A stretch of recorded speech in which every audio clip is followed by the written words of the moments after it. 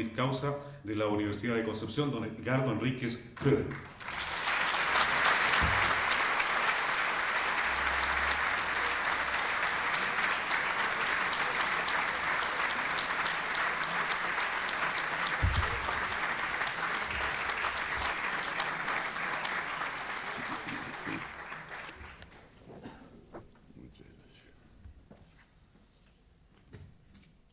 Señor Rector, miembros del Consejo Académico, señor Alcalde, señor Rector de la Universidad Tecnológica Metropolitana de Santiago, que ha venido especialmente a acompañarme,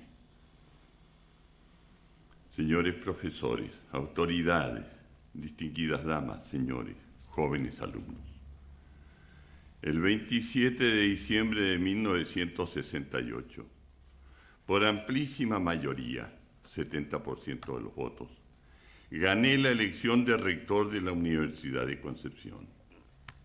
Por primera vez, gracias a la reforma recién aprobada y promulgada, había votado ponderadamente toda la comunidad universitaria, casi 10.000 universitarios.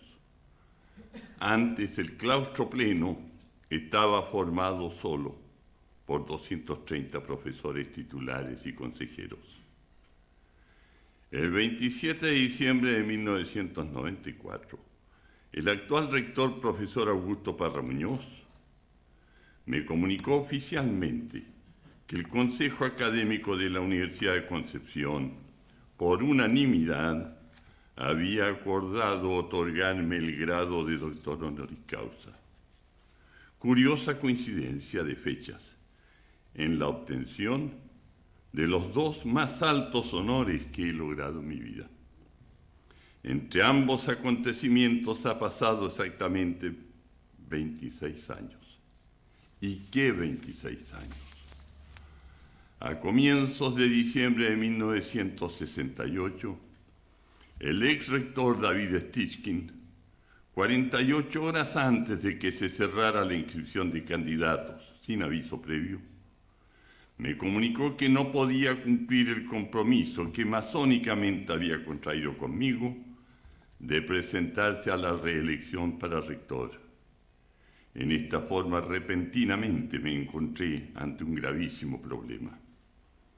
Yo era el representante del Serenísimo Gran Maestro de la Gran Logia de Chile, en las regiones de Concepción y Arauco. En la seguridad de que Stitchkin se presentaría a la reelección, que todos sabíamos ganaría en forma holgada, a petición expresa de él, no había hecho nada para preparar otra candidatura. La situación era desesperada, mi responsabilidad inmensa. Desde hacía unos 3 años, los círculos reaccionarios, la Acción Católica, el Opus Dei, algunas parroquias, Patria y Libertad y otros movimientos políticos nazistas, el Partido Agrario Laborista, el Partido Nacional, el Partido Demócrata Cristiano, en ese momento en el poder como partido único de gobierno, la Federación de Estudiantes de Concepción, presidida y manejada por el movimiento de izquierda revolucionaria, la gran mayoría de la prensa hablada y escrita regional y nacional se habían lanzado en una campaña cerrada contra la Universidad de Concepción y la masonería que la dirigía desde su fundación hacía 49 años. Era una guerra sincronizada y sin cuartel. Tan fuerte fue esa campaña que ninguno de los que eran masones se había atrevido a reconocerlo ni a decir una palabra en defensa de la masonería y de su obra. Hechos coyunturales y errores serios cometidos en los últimos tiempos por algunos universitarios, todos ellos conocidos masones, se había sumado a una razón de fondo. La Universidad de Concepción ya era una realidad y su influencia en la vida nacional evidente. Ya nadie podía aceptar lo que sobre el papel de las universidades había escrito el prestigioso historiador, todavía vivo en ese entonces, don Francisco Antonio Encina. Historia de Chile, tomo quinto, página 592. Comillas. Las universidades jamás han sido focos creadores de ciencias ni palancas del desarrollo mental. Siempre han sido simples esponjas que absorben la producción intelectual del medio que las alimenta, con gran retraso y resistencia tenaz a todo avance científico, y que enseguida la devuelven a la misma colectividad achicada y estandarizada para uso de cerebros más débiles. Conceptos, cierre comillas, conceptos así de despectivos para las universidades y los universitarios, escuché muchas veces entre jóvenes y adultos de ambos sexos pertenecientes a las clases adineradas de Concepción. Comillas, solo los rotos estudian. Esas palabras nos las repetían cada vez que podían y estaban en mayoría. Nómbrennos, agregaban, a un solo chiquillo decente que esté estudiando. No pensaban así los jesuitas.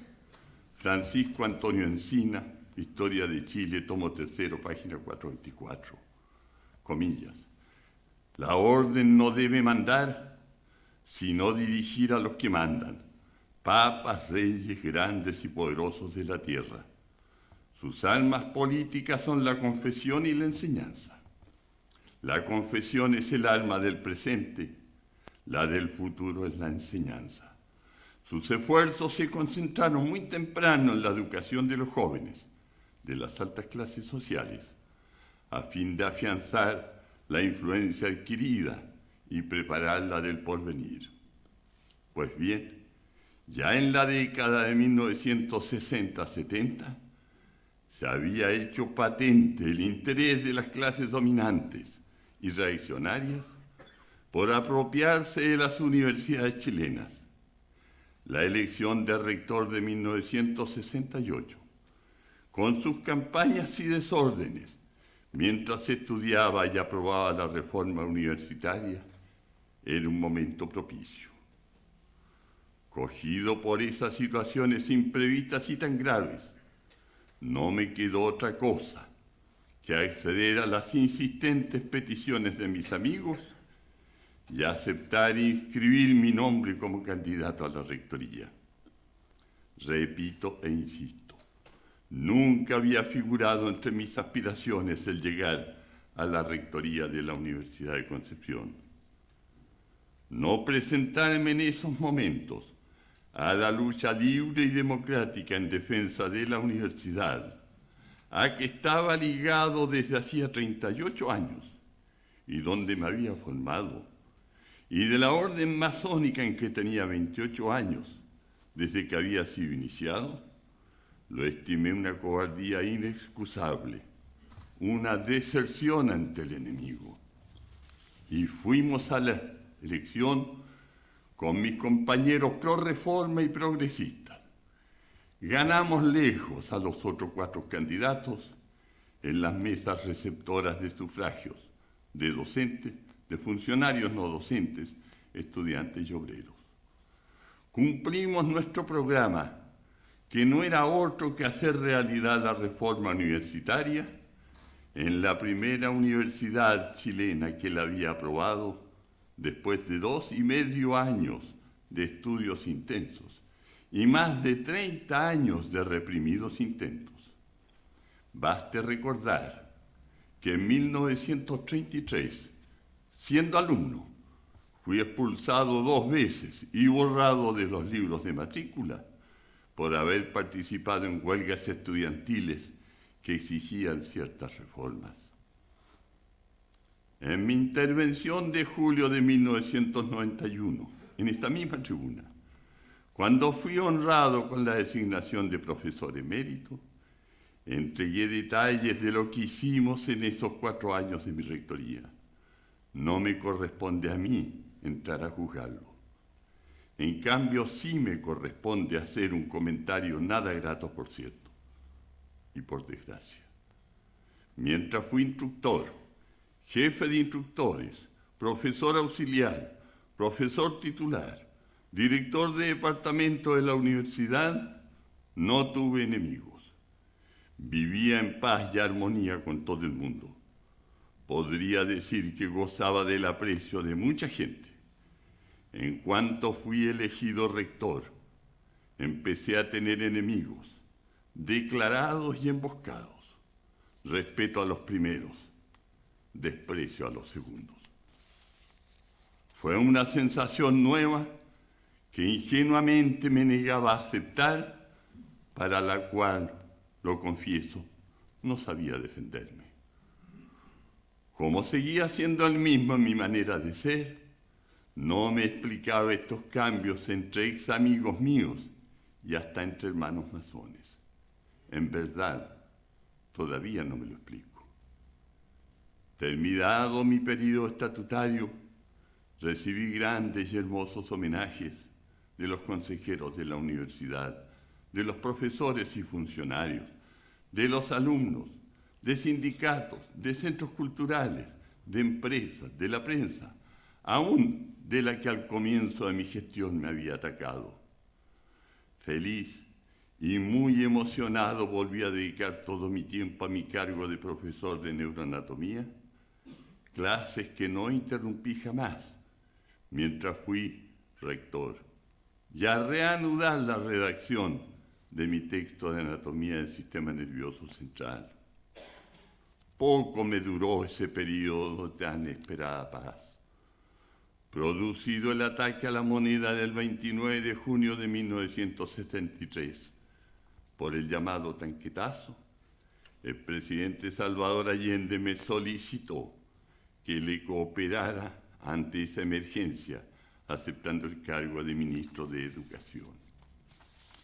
Tampoco me corresponde a mí juzgar cómo cumplí mis obligaciones ministeriales. Creo que fue a satisfacción del presidente Allende, pues fui uno de los pocos ministros que fue reconfirmado en el cargo en los 5 o 6 cambios de gabinete que se sucedieron entre comienzos de julio y el 10 de septiembre de 1973. Como expresé ante el Consejo Superior de la Universidad de Concepción y después ante el Consejo de Rectores de las universidades chilenas, en las sesiones solemnes que celebraron en mi honor por mi designación como ministro, comillas, nadie sabe cuánto voy a permanecer en el cargo, pero con la misma fe y entusiasmo con que un corredor de postas corre el tramo que le ha sido asignado, poniendo toda mi alma y entusiasmo, procuraré entregar bien el bastón, es decir, el ministerio, a mi sucesor cuando deje de contar con la confianza del señor presidente, cierre de comillas.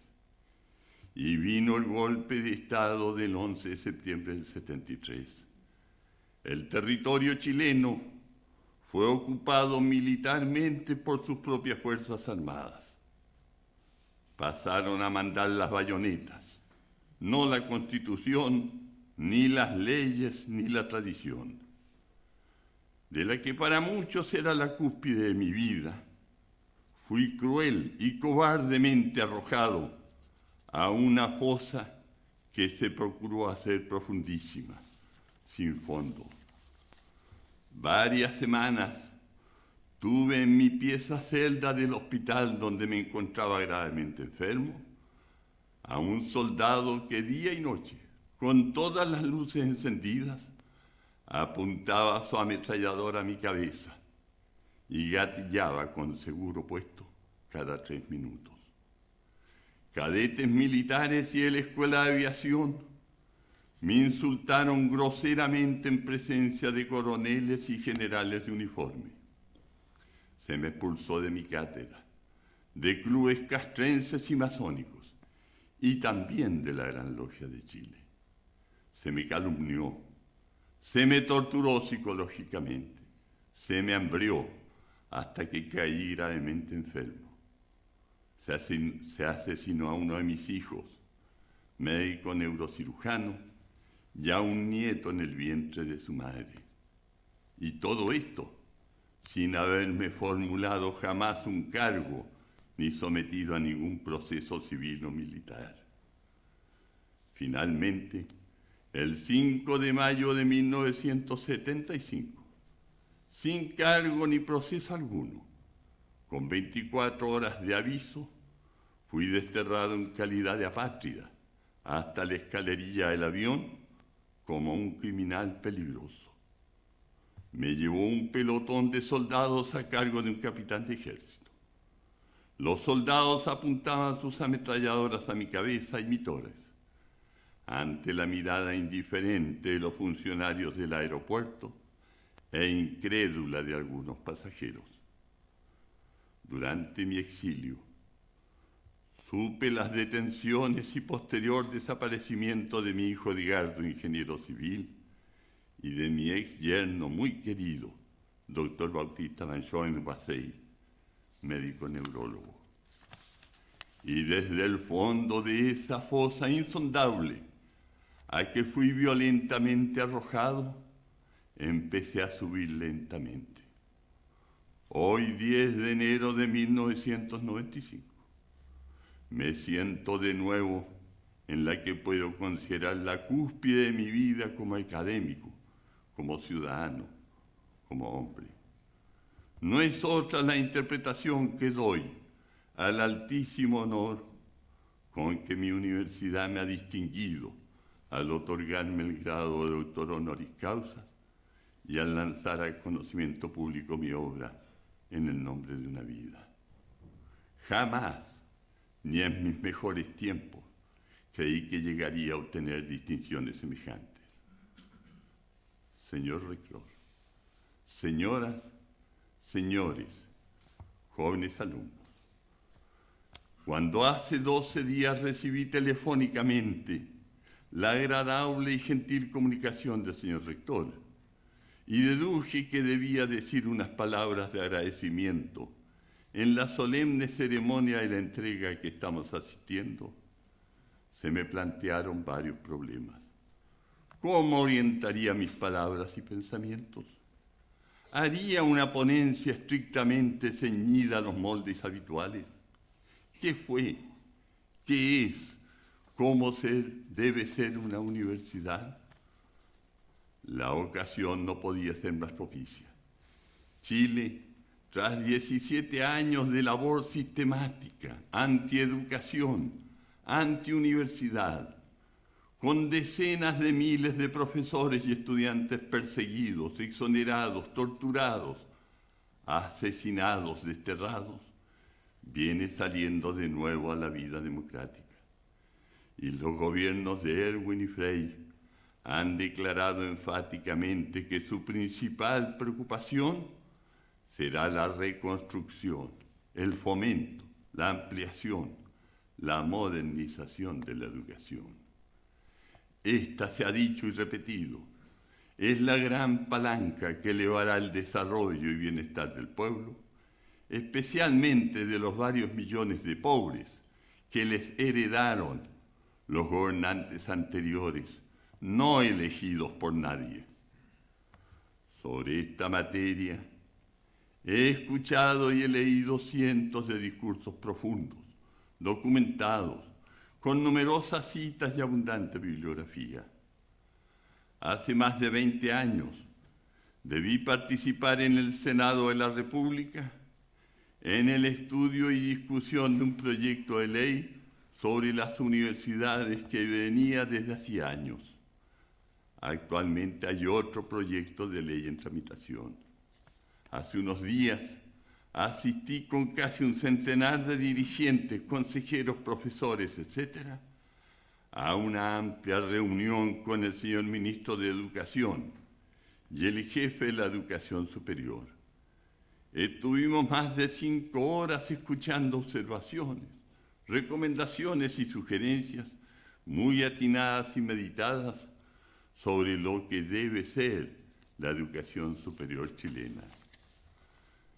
¿Será posible, he pensado, que en mi intervención para esta solemne ceremonia, intervención que no puede tener más de 15 minutos de duración, pueda decir yo algo valioso, nuevo, trascendente, sobre un tema tan estudiado, analizado, discutido por grandes autoridades nacionales y extranjeras del presente y del pasado. Como profesor por casi 60 años en la enseñanza universitaria de pre- y posgrado de ciencias eminentemente objetivas, como son la anatomía y la neuroanatomía humana, decidí dedicar estos minutos a un tema que domino, pues lo he vivido, sufrido, gozado y experimentado. Me refiero a la vida de un universitario que mediante tesonero trabajo supo subir muy alto, que violenta e inusitadamente fue después precipitado a una cima para que de ella no pudiera salir jamás, que pese a todo, poco a poco, sin claudicar, en unos 20 años ha vuelto a elevarse de nuevo por sobre el nivel común. Subió, cayó, volvió a subir. ¿Por qué? ¿Qué arma secreta ha usado ese profesor? Pues solamente una. Desde que tuvo uso de razón, observó a cuánto y cuántos lo rodeaban. Tomó e incorporó a su ser lo que le pareció bueno y correcto. Rechazó lo malo, lo torcido, lo dudoso. Adoptó y siguió las normas de vida moral que le enseñaron sus padres y familiares, sus buenos profesores, sus leales compañeros, sus amigos y también sus alumnos. Adoptó racionalmente los elevados y permanentes principios cristianos, filosóficos y masónicos. Estudió la historia, diversas religiones, la vida de hombres y mujeres ilustres, todo lo relativo a los derechos humanos. En base a estas, sus observaciones y meditaciones, se trazó una línea de conducta que ha seguido fielmente toda su vida, sin claudicaciones, sin dejarse desviar por tentadoras y aparentemente ventajosas proposiciones. En resumen, fue un hombre que amorosamente apoyado por su mujer y sus hijos, seguro de lo que valía y conocedor de sus limitaciones, preocupado siempre de no dañar voluntariamente a nadie ni a nada, siguió el camino que serena y concienzudamente se había trazado. En ese camino se mantendrá con la frente en alto, siempre buscando y luchando por la justicia, la libertad, la verdad, enseñando lo poco que sabe, señalando modestamente una ruta y un ejemplo a la juventud que tanto ha amado. Muchas gracias.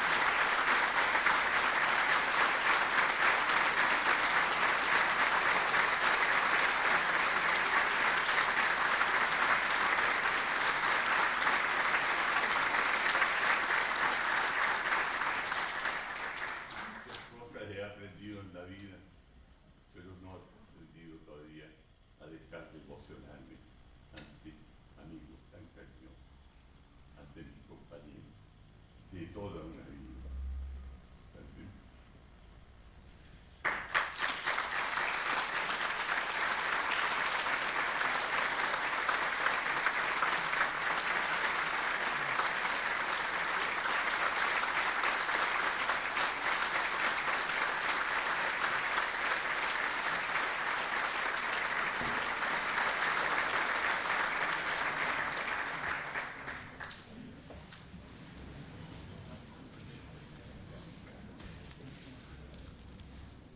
Señoras y señores, finaliza esta ceremonia de investidura de doctor honoris causa de la Universidad de Concepción del ex rector don Edgardo Enríquez Fröden con el himno de nuestra Casa de Estudios en la interpretación del coro de cámara.